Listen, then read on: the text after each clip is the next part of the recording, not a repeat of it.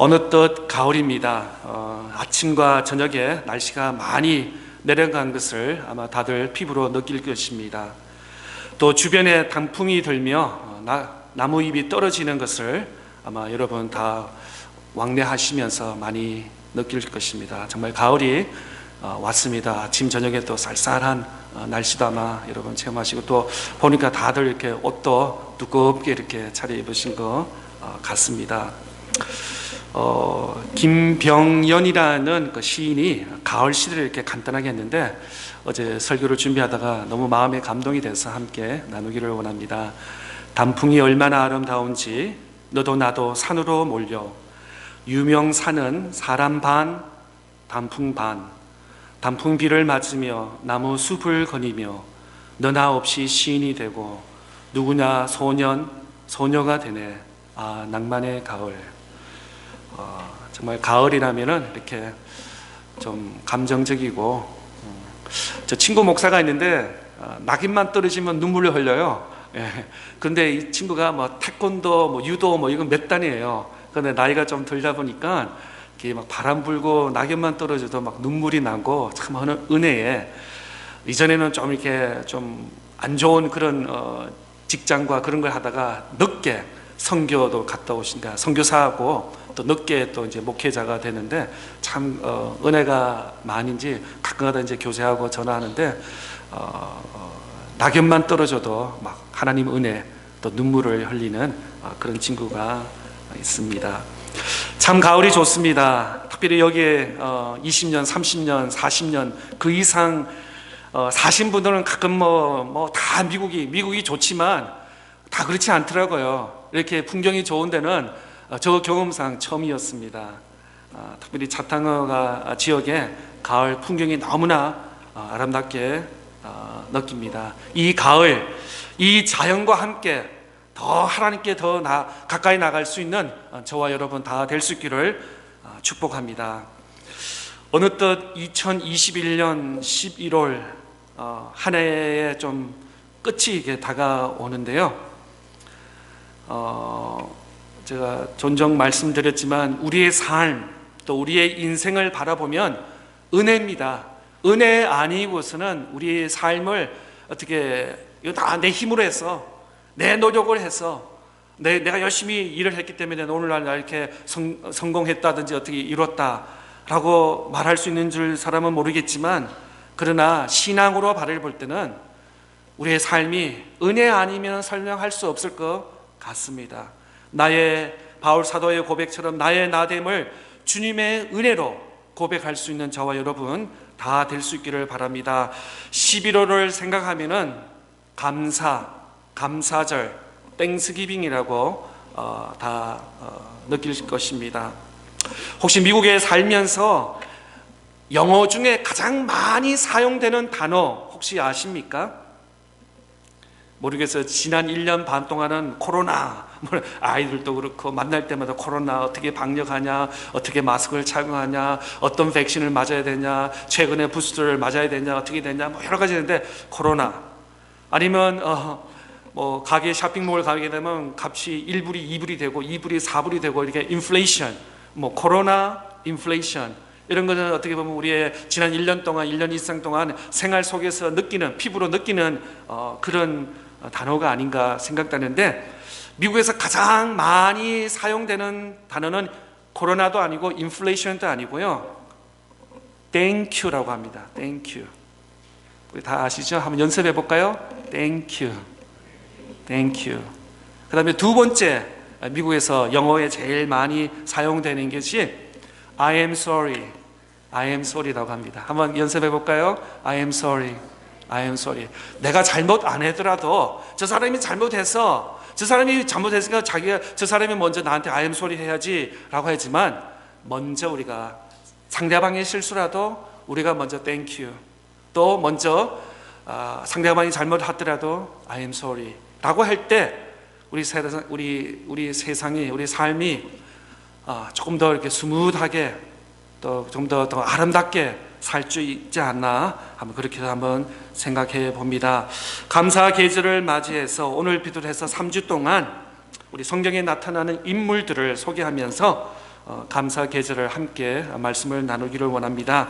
오늘은 구약에 나타나는 대표적인 다윗의 감사, 다음 주에는 신약에 나타나는 바울 사도의 바울의 감사, 그리고 마지막 주에는 뭐니 해도 예수님의 감사, 예수님이 하나님이신데도 이 땅에 오신 예수님에 대한 감사의 말씀을 함께 나누기를 원합니다. 오늘은 다윗의 감사의 말씀을 함께 나누기를 원합니다.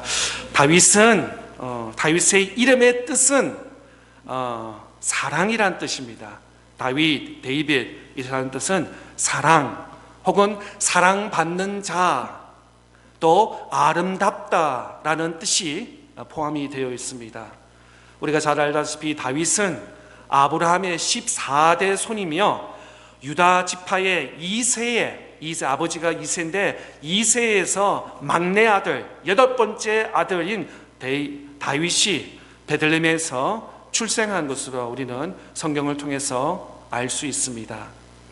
다윗 그림에는 여러 가지가 나오는데 목동, 양을 치는 목동이고, 또 음악, 찬양을 잘하는, 또 시편을 우리가 읽었잖아요. 시편, 시를 많이, 찬양, 기도, 시를 많이 쓴 사람이 바로 다윗이고, 또 장군, 군인으로서의 또 정치가, 또 예언자, 왕, 정말 다윗은 정말 어떻게 보면 최고의, 구약에 있어서 최고의 훌륭한 그런 사람, 그런 인물인 것을 성경을 통해서 우리가 알 수 있습니다. 근데 다윗의 인생이 그렇게 화려하고 예언자, 장군, 군인, 왕, 음악가 이런 것만 있었던 것이 아니라 오히려 어둡고 그늘지고 어려운 삶을 살았던 것이 또 다윗의 삶이었습니다. 그런데도 다윗은 늘 그의 입술에 찬양과 감사가 있었던 것을 오늘 말씀을 통해서 함께 나누기를 원합니다. 먼저 목동, 양을 치는 다윗은 아버지를 돕기 위해서 양을 쳤습니다. 근데 사무엘 선지자가 사울 다음으로의 왕을 픽업하러 오려고 이세 집에 왔지만, 그때 아들 7은 다 주르르 앞에 있었지만 다윗은 그때도 바깥에서 양을 치고 있는 것을 보게 됐습니다. 사실 목자, 양 친다는 것이 그렇게 화려한 직업은 아닌 것입니다. 그때도 그렇고 지금도 그렇고 잠을 제대로 못 자고, 또 어떤 음악의 구석에 그냥 동물들과 함께 지내는 그런 목동의 삶을 사는 것입니다. 위생적으로 보면 깨끗하지도 않고 그냥 소위 요즘에 말하는 노숙자 수준의 양을 치면서 양들하고 이게 사람인지 양인지 그렇게 같이 사는 거죠. 그러니까 그렇게 화려하고 조명받는 그런 것은 아닙니다. 그런데 다윗에는 늘 감사가 있었어요. 자기가 양을 치면서 아유 내 인생 왜 이래, 형들은 왜 안 시켜, 아버지는 왜 나만 시켜, 이 인생 왜 이래 라고 하면서 그러지 않고 오히려 양을 치면서 탁월한 그 겸손이 있었고, 또 탁월한 또 리더십이 있었는데 어떤 거냐면 양을 치면서도 양을 3가지로 이렇게 종류를 나눴다고 합니다. 그냥 100마리 양이 있으면 똑같이 양을 하지 않고 양을 치고 먹을 거 먹고 저기 가서 놀아라고 하지 않고 어린 양, 병든 양을 좀 세퍼레이트 시켜서 거기에 필요한 것을 연한 풀을 먹이고 또 물을 먹이기도 하고, 또 건강하지만 아주 왕성하지 않은 어린 양을 조금 보통 풀을 먹이게 하고, 또 건강하고 또 이게 구로nom이 다 된 좀 이렇게 센 양들은 또 억센 풀을 먹이면서 나름대로의 양을 치면서 지혜도 있었고 구분하면서 양을 잘 친 것을 보게 됩니다. 그랬더니 하나님께서 다윗이 양 치는 것을 마음에 들으면서 야 다윗아, 너가 이렇게 양들도 이렇게 사랑스럽게 어린아이, 어린 양, 또 병든 양, 또 중간 양, 또 아주 그로노업한 양까지 구분하면서 잘 케어하는 걸 봤더니 하나님께서 너를 왕으로 시키면은 너 이스라엘 백성들을 잘 왕으로서 백성들을 잘 살피겠다라고 하면서 하나님 마음에 쏙 들었다는 것입니다. 갑자기 큰 일을 하는 사람은 없습니다. 작은 일을 잘하는 사람이 나중에 큰 일을 하게 되는 것입니다. 어떤 회사에도 마찬가지입니다. 대번에 매니저 일을 맡기고 갑자기 CEO, 파이낸스 담당을 시키지 않습니다. 첫 번째는 말당 직원처럼 낮은 일, 또 좀 작은 일, 또 수월한 일을 먼저 시키다가 성실하게 열심히 하면은 회사 사장의 눈에 익혀서 그 다음에 조금 더 높은 지위, 나중에는 최고 높은 지위까지 먹기는 것이 일상생활일 것입니다.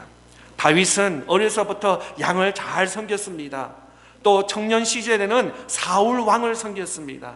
또 왕이 되어서는 이스라엘의 왕이 되어서는 온 이스라엘 백성들을 잘 하나님의 마음으로 신념으로 잘 섬겼습니다. 그런데 다윗은 무엇을 더 했냐면은 하나님을 잘 섬겼습니다.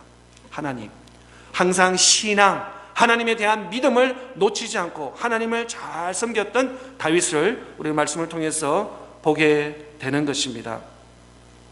때로는 우리는 큰 일은 중요하고 important한 것은 중요하고 작은 일 혹은 또 스팟라이트, 중심의 스팟라이트 받지 않는 것은 좀 이렇게 하찮게 생각하는 경향이 있을 수도 있습니다.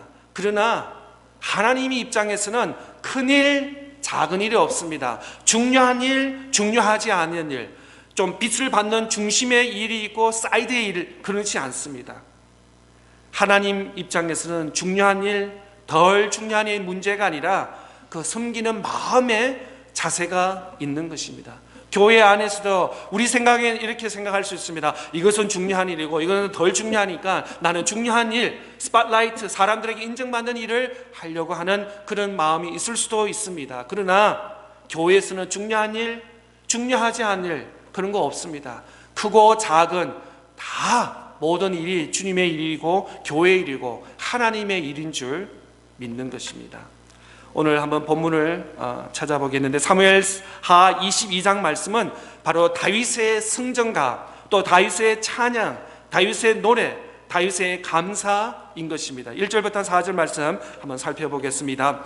여호와께서 다윗을 모든 원수의 손과 사울의 손에서 구원하신 그날에 다윗이 이 노래의 말씀으로 여호와께 아뢰어 이르되 여호와는 나의 반석이시요 나의 요새시요 나를 위하여 나를 건지시는 자시요 내가 피할 나의 반석의 하나님이시요 나의 방패시요 나의 구원의 뿌리시요 나의 높은 망대시요 그에게 피할 나의 피난처시요 나의 구원자시라 나를 폭력에서 구원하셨도다.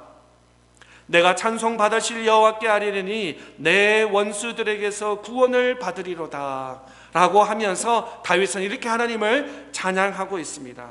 특별히 1절에서 4절 말씀을 유사히 보면은 반복되는 단어들이 많이 있는데 그 단어가 바로 구원, salvation, 구원의 하나님이라는 단어가 자그마치 5번이나 반복되는 것을 볼 수 있습니다. 다윗은 오늘 사무엘하 22장뿐만 아니라 많은 시편과 많은 역사에 하나님은 구원의 하나님이시다라고 이렇게 고백하는 것을 볼 수 있습니다. 또 2절에서 4절 말씀을 보면은 또 반복되는 단어가 있습니다. 바로 나의 하나님, 나를 구원하신 하나님, 나의 방패시요, 나의라는 단어를 하시면서 1인칭 대명사를 사용하는 것을 볼 수 있습니다. 다윗은 이 구원의 하나님의 책에서 배우는 것이 아니고 교리적으로 배우는 것이 아니고 바로 나의 하나님, 나의 구원자, My God, My Savior이라고 하면서 이 하나님은 창조하신 하나님은 나의 하나님이라고 이렇게 표현하고 고백하고 있는 것입니다. 너의 하나님, 우리의 하나님이라고 고백하지 않아야 하고 다윗은 나의 하나님, 나의 피난처, 나의 구원자라고 하면서 이렇게 개인적으로 신앙 고백을 하는 것을 볼 수 있습니다. 만약에 저 언덕 위에 크고 아주 좋은 집이 있어도 내 집이 아니면 나하고는 관계가 없습니다. 아무리 길거리에 아주 슈퍼카 좋은 차가 지나가도 내 차가 아니면은 나하고는 관계가 없습니다. 내 집이 중요하고 내 자동차가 중요한 것이 내 집이냐, 내 차라는 것입니다. 신앙에도 마찬가지입니다. 너의 하나님, 이 나라 미국의 국가의 하나님이 중요한 것이 아니라 나의 하나님, 나의 구원자, 나의 하나님이라고 고백하는 것이 중요한 것입니다. 종종 말씀드렸습니다. 아이들 학교에 발표회를 갔는데 내 아이가 그 발표회 순서에서 노래를 한다든지 악기를 연주할 때는 그 참여하는 부모가 의미가 있을 것입니다.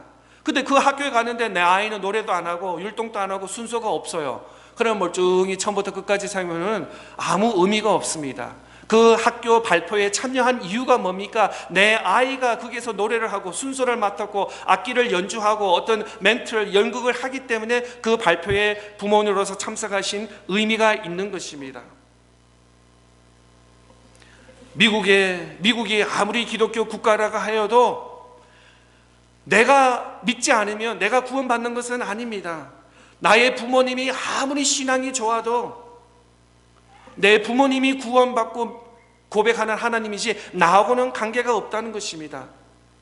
내 아내가 아무리 신앙이 좋고 믿음이 좋다 해도 내 아내가 구원받았다고 나도 자동적으로 구원받는 것은 아닙니다. 구원은 개인적으로 내가 경험해야 하는 것입니다. 하나님을 개인적으로 인격적으로 홀로 만나야 되는 것입니다.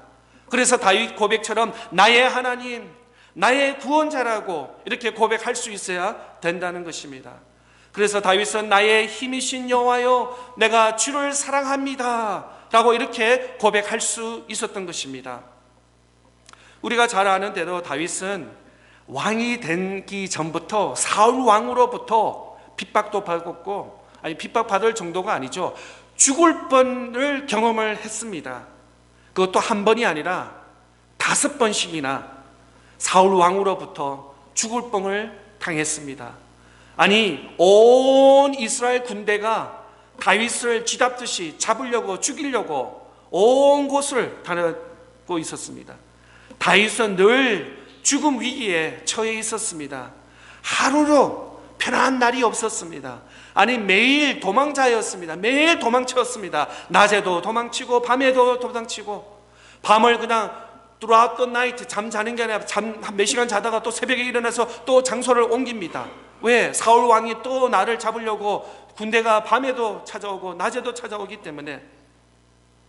여러분 우리 가운데도 만약에 지난밤에 어제 밤을 잘 못 주무셨으면 오늘 하루의 일과가 굉장히 피곤할 것입니다. 눈도 잘 안 떠지고 또 컴퓨터 일할 때 아주 작업이 좀 더딜 수도 있고 힘이 들 것입니다. 하룻밤도 잠을 못 잠으면 그 다음 날에 영향이 있어서 하루 삶이 굉장히 피곤할 텐데 다윗은 어땠습니까?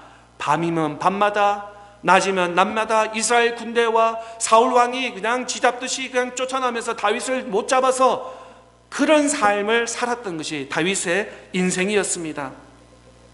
1절 말씀에 보면 여호와께서 다윗을 모든 원수와의 손과 사울의 손에서 구원하신 그날에 다윗이 이 노래의 말씀으로 여호와께 아뢰어. 오늘 사무엘하 22장의 말씀은 다윗이 또 노년에 나이가 많이 들고 나중에 전쟁을 다 이루고 하늘나라 가기 직전에 쓴 귀한 말씀 또 감사 찬양의 말씀인 것입니다.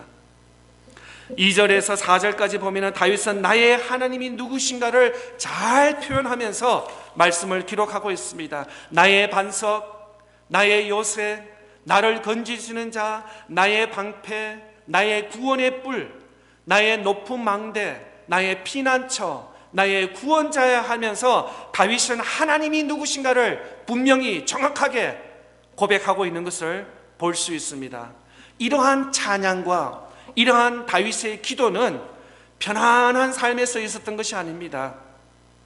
오히려 매일 조금 전에 말씀드렸지만 밤낮 쫓기면서 밤낮 오늘 죽을까 내일 죽을까 이제 잡혀서 이스라엘 군대에 잡혀서 어떻게 될까라는 마음 졸이면서 그런 가운데서도 이런 아름다운 찬양 아름다운 기도가 다윗으로부터 기록이 된 것입니다. 5절에서 7절 말씀에 보면 이렇게 기록되어 있습니다. 사망의 물결이 나를 애우고 불의의 창수가 나를 두렵게 하였으며 수월의 줄이 나를 두렵고 사망의 올무가 내게 올려졌도다. 내가 환난 중에서 여호와께 아뢰며 나의 하나님께 아뢰었더니 그가 그의 성전에서 내 소리를 들으시며 나의 부르짖음이 그의 귀에 들렸도다. 사망의 물결, 불의의 창수, 수월의 주리, 사망의 올무 등 다윗은 늘 편안한 삶보다는 이런 환난 중에서도 하나님께 찬양, 하나님께 기도했다고 다윗은 이렇게 고백하고 있습니다. 이 사망의 물결이 뭐냐면은 죽음의 연속이라는 것입니다.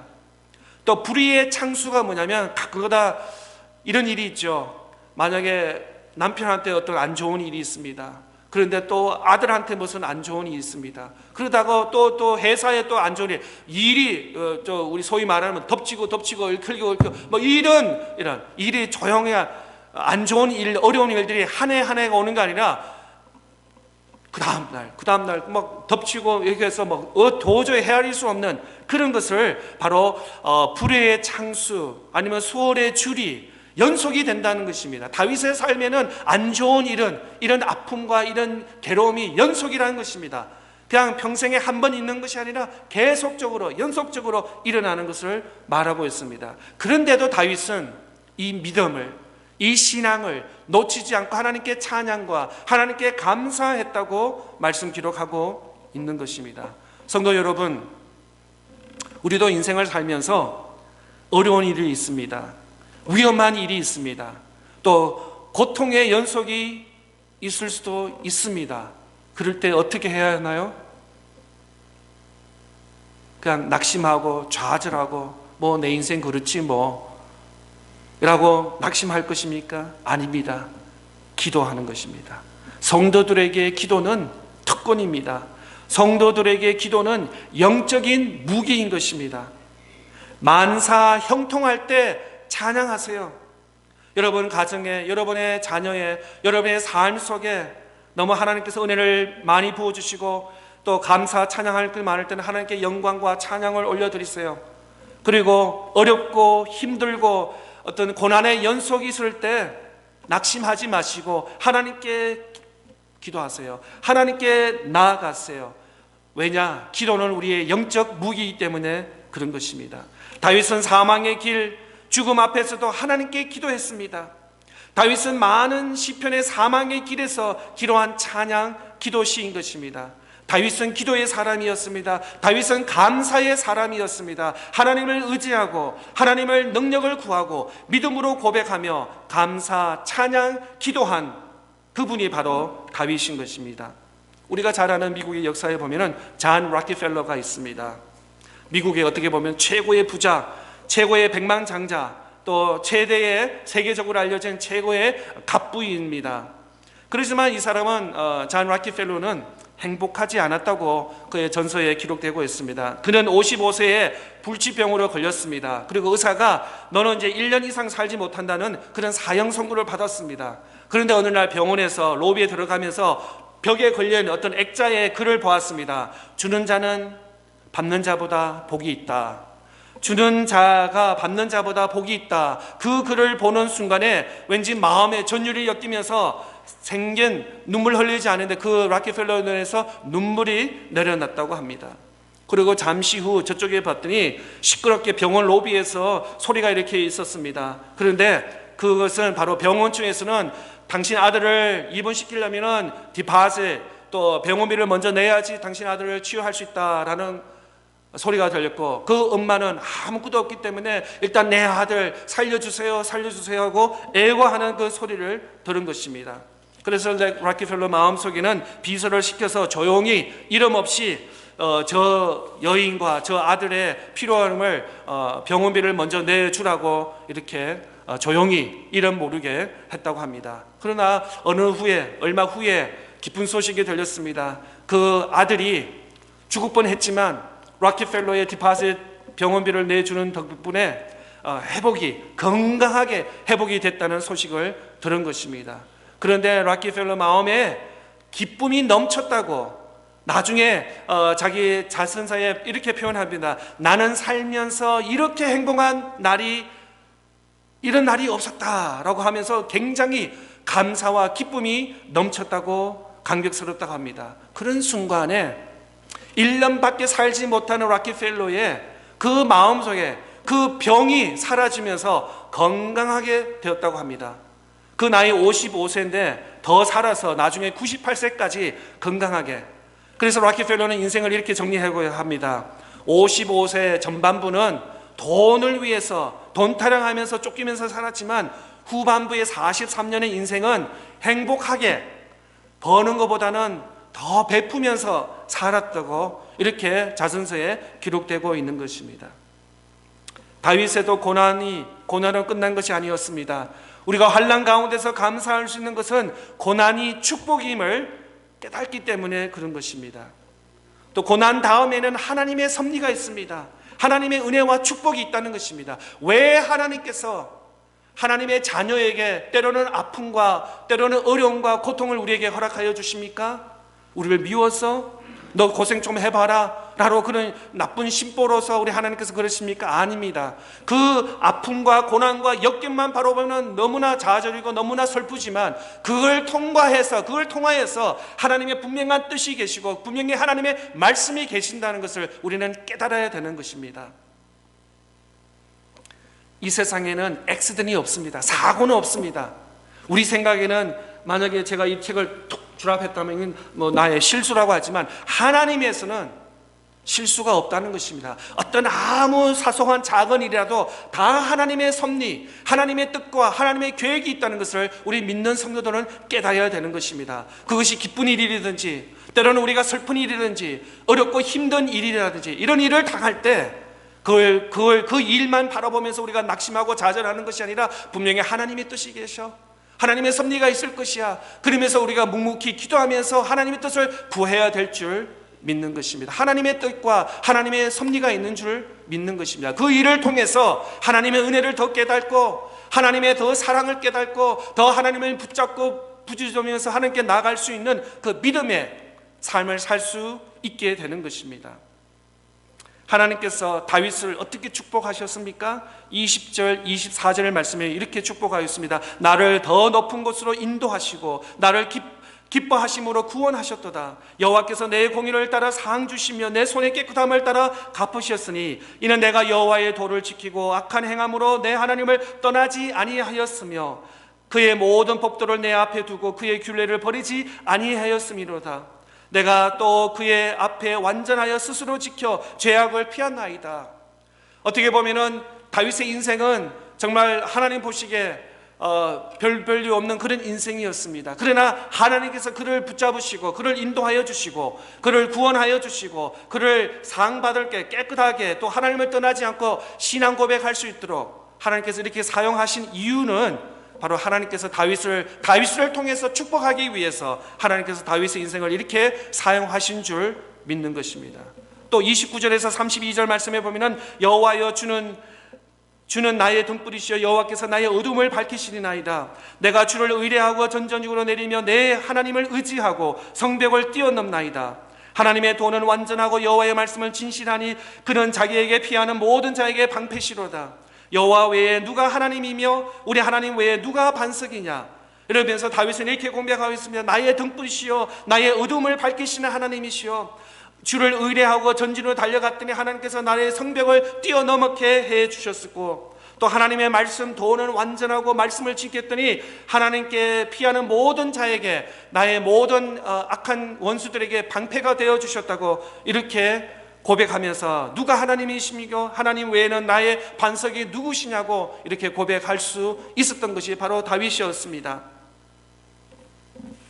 마지막으로 49절에서 51절 말씀에 보면은 나를 원수들에게 일으키시며 나를 대적하신 자 위에 나를 높이시고 나를 강폭한 자에게 건지시는도다. 이러므로 여호와 내가 모든 민족 중에서 주께 감사하며 주의 이름을 찬양하리로다.